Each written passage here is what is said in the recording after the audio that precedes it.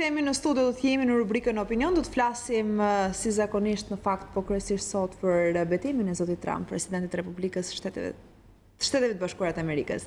Është pedagogu juetës Ervis Iliazaj. Përshëndetje, mirë se erdhët. Përshëndetje, faleminderit për ftesën. Mirë se erdhët në studio. Faleminderit. Zoti Iliazaj, si shikoni ju këtë betimin e zotit Trump i bërë ditë më parë, por sigurisht edhe çfarë do të ndikojë kjo për Shtetet e Bashkuara të Amerikës, por edhe për vendet e tjera? Unë e shoh në kuptimin betimi i presidentit të Shtetit Bashkuara të Amerikës nuk më zhgënjeu në thonjza, në kuptimin gjithë betimi, fjalimi, inaugurimi, debatet që e pasuan ishte brenda personazhit të tij. Pra një personazh kontrovers, një personazh kundër elitave, dhe unë nuk mbaj mend më përpara që në një inaugurim të presidentit të Shtetit Bashkuar të Amerikës të kishte për shembull një protestë kaq masive që zhvilloi paralelisht. Megjithatë, ai është, edhe pse ka një president të natyrës së tillë, tani më, prapë mbetet vendi me demokraci më të madhe, sepse paralelisht, siç e thash më përpara, lejohesh dhe një protestë masive kundër presidentit të Shtetit Bashkuar të Amerikës. Dhe dekretet e tij të para që firmosi tregojnë pikërisht atë që ai përfaqëson. Dhe sipas mendimit tim, ai përfaqëson dhe do të aplikojë një politikë kulturore, le të themi kështu, që unë e quaj një lloj proteksionizmi kulturor, në kuptimin që të kthehemi tek vlerat tradicionale, të kthehemi tek rrënjët dhe origjina e konservatorizmit amerikan e kështu me radhë. Pra si thua, gjithë betimi i tij dhe dekretet e tij të para ishin brenda personazhit dhe brenda asaj çka ai përfaqësonte gjatë fushatës elektorale. Ndërkohë që pas shpinës tuaj, Iliazaj, janë imazhet e ceremonisë betimit të Trump, pas shpinës sonë janë imazhet e mbledhjes të djathtës ekstreme, do vazhdojmë të quajmë kështu, në Evropë, në Koblenz, ku janë mbledhur ku janë mbledhur gjithë liderat e grupimeve të së djathtës ekstreme të Evropës, një djathtë e cila po shikon rritje gjithnjë më të madhe të pikëve të saj në sondazhe. Geert Wilders, që është duke folur tani, është partia e parë në Hollandë, dhe të tjerë gjithashtu janë duke përparuar ndjeshëm. Çfarë do thotë kjo edhe për Evropën dhe për gjithë perëndimin? Në fakt, titulli që ne i vëmë bisedës ishte Demokracia liberale në provë. A është në provë demokracia liberale? Ka pasur shumë analiza që thonë a është kjo një ndryshim i rendit që ka zotruar në perëndim për gjatë gjithë këtyre dekadave. Pikërisht unë do ta filloj nga fundi i parashtrimit tuaj.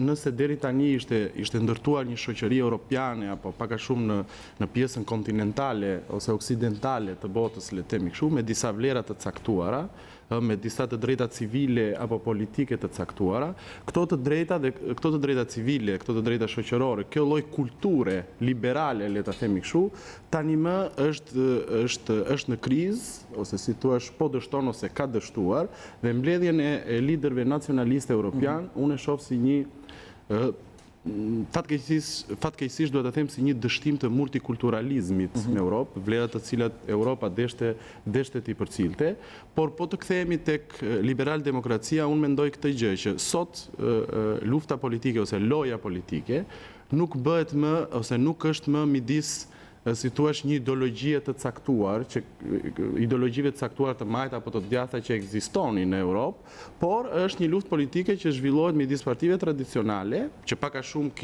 kishin pranuar disa vlera të përbashkëta, të tolerancës, të multikulturalizmit, të lirisë së fesë e kështu me radhë, ndërsa lufta e sotshme bëhet pikërisht midis këtyre vlerave tradicionale ose që përfaqësohen nga këto parti politike tradicionale dhe forcave antisistem, që unë mendoj më shumë se sa zgjidhja, mendimi im personal ky, më shumë se sa zgjidhja, këto janë simptoma e krizës së politikës aktuale. Pra si thua, është një pasqyrë ku reflektohet kriza e partive politike tradicionale e politikës tradicionale, dhe për këtë arsye, sipas mendimit tim, nuk është zgjidhja. Nuk është zgjidhja sepse kjo vjen si një të gjitha këto parti që janë duke u rritur në Europë, sigurisht që Shtetet Bashkuara të Amerikës kanë efektin e tyre, e kanë pasur gjithmonë edhe në Europë, dhe të gjitha këto parti që po rriten nuk janë zgjidhja për shkak sepse nuk ka një alternativë qeverise. Ato thjesht përfaqësojnë frikën që po kaplon shoqërinë europiane apo botërore, qoftë nga krizat ekonomike, qoftë nga krizat shoqërore, qoftë nga krizat e emigracionit e kështu me radhë,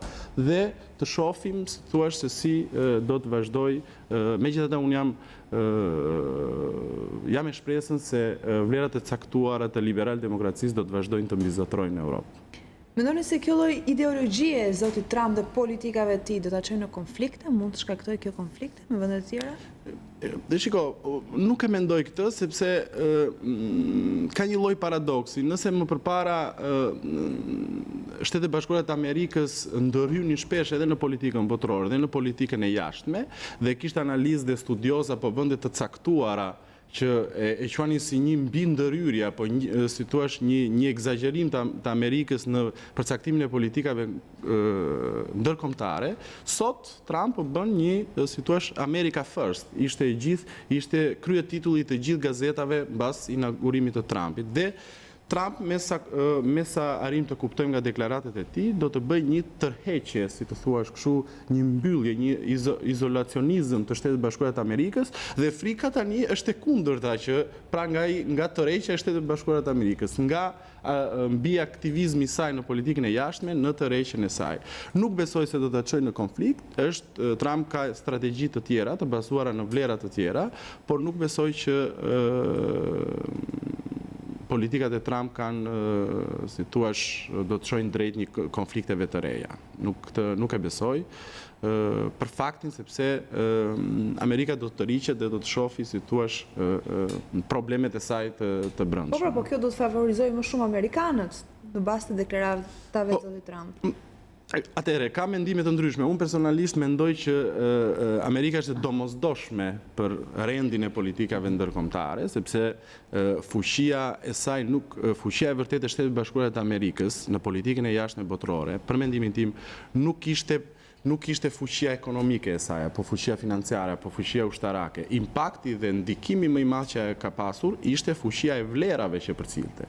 Dhe nëse gjithë shtetet e tjera e pranonin politikën e Shtetit Bashkuar të Amerikës, pikërisht për vlerat të caktuara që ajo përcilte, vlerat e lirisë, të demokracisë e kështu me radhë. Kjo ishte fuqia e vërtetë e Shteteve të Bashkuara të Amerikës, dhe tani me proteksionizmin e Trump duket sikur botës do t'i mungoj, si thua, kjo përhapja e këtyre vlerave që përcilte Shtetet Bashkuara të Amerikës. Pra bota trembet nëse Shtetet Bashkuara të Amerikës dalin nga skena ndërkombëtare, sepse fuqitë e tjera të mëdha, le të themi, janë Rusia, janë Kina, që nuk është se ndajnë vlera të përbashkëta me Europën kontinentale apo me botën oksidentale e kështu me radhë.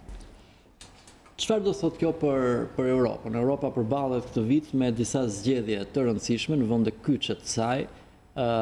Gjithë syt janë drejtuar tashmë tek kancelarja Merkel, a do t'i mbijetoj dot ajo tërheqje politik që ka ngelur e vetmja shpëtimtare e Europës.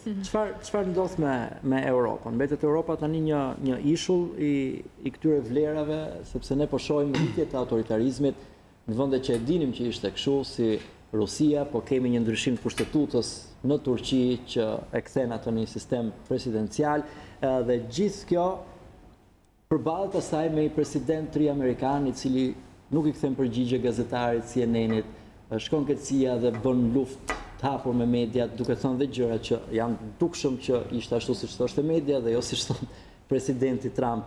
Pra duke parë këtë model tani që na vjen jo vetëm nga lindja, po edhe nga perëndimi. Çfarë do ndodh me Europën? Po shiko, sigurisht që kjo do ketë një ndikim, megjithatë Europa si entitet politik ose Bashkimi Evropian si entitet politik, gjatë kishte filluar më përpara që të vijë në dyshim, sepse po shoh tani të gjithë liderat nacionalistë që janë mbledhur, kishin filluar që të rriteshin në konsensusin popullor.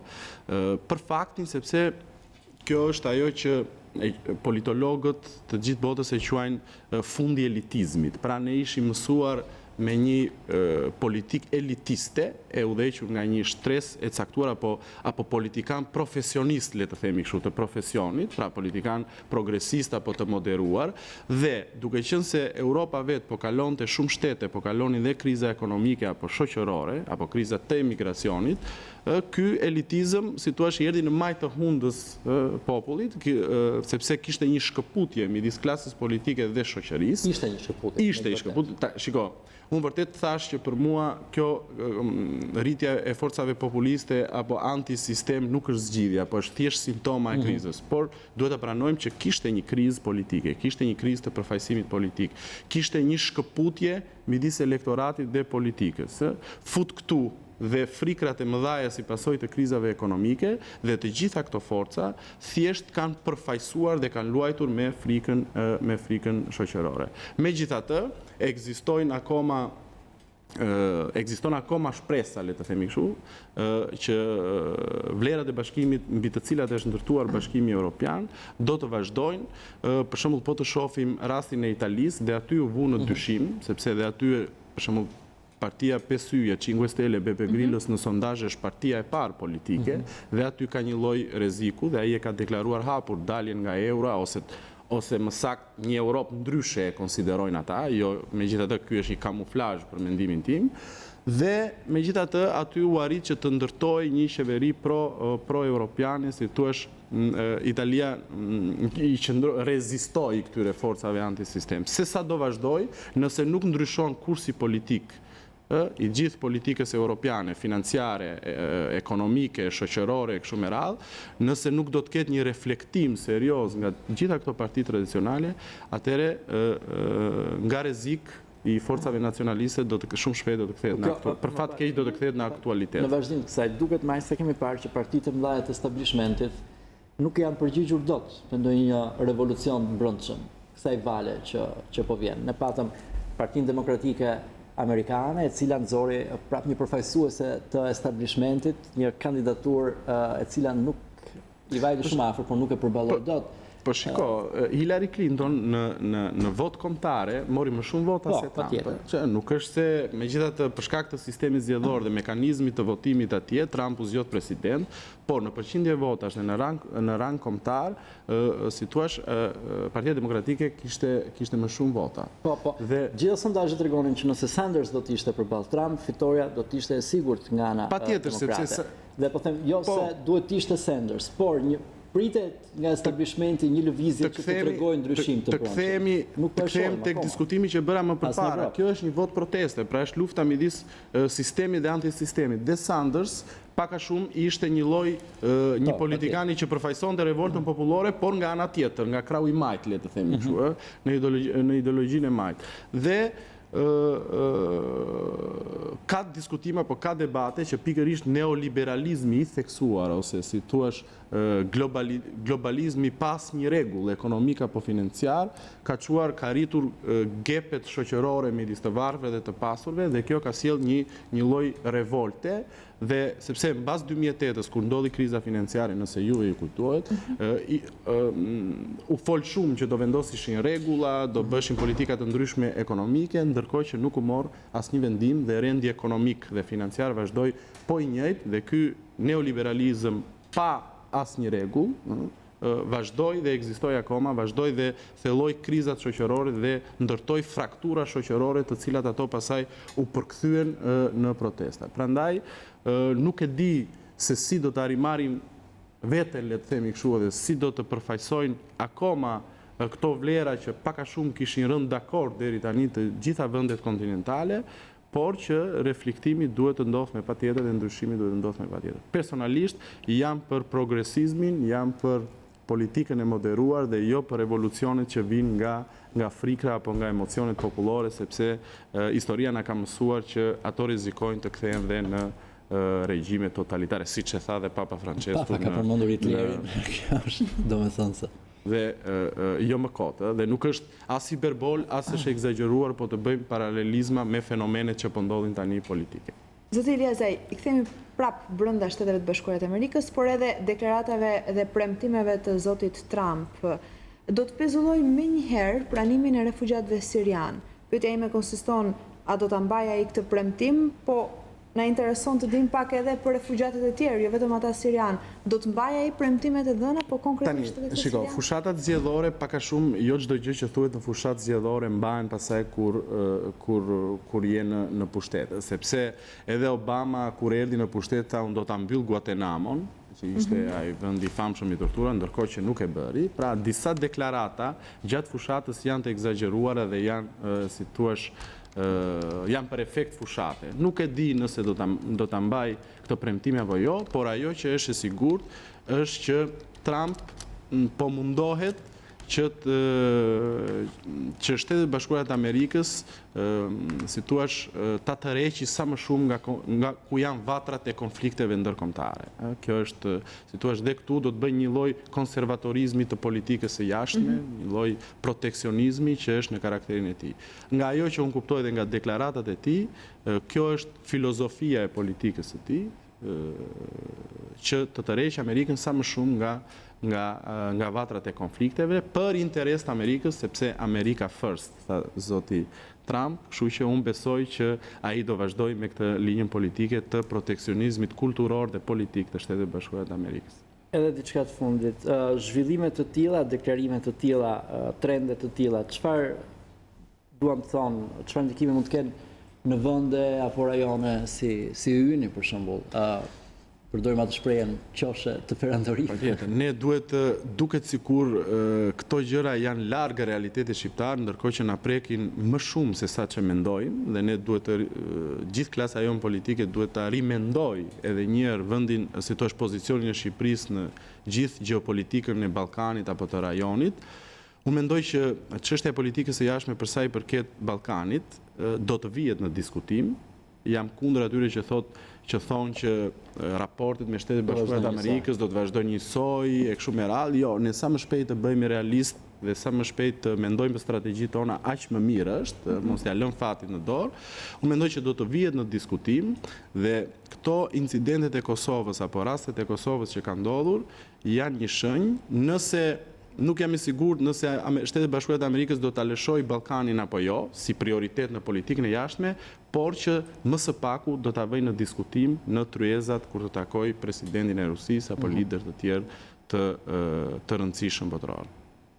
E qartë. Faleminderit shumë për këtë bisedë. Faleminderit ju. Faleminderit që ishit me ne sot. Mirë, shkojmë tani në publicitet. Themi pas pak, na ndiqni.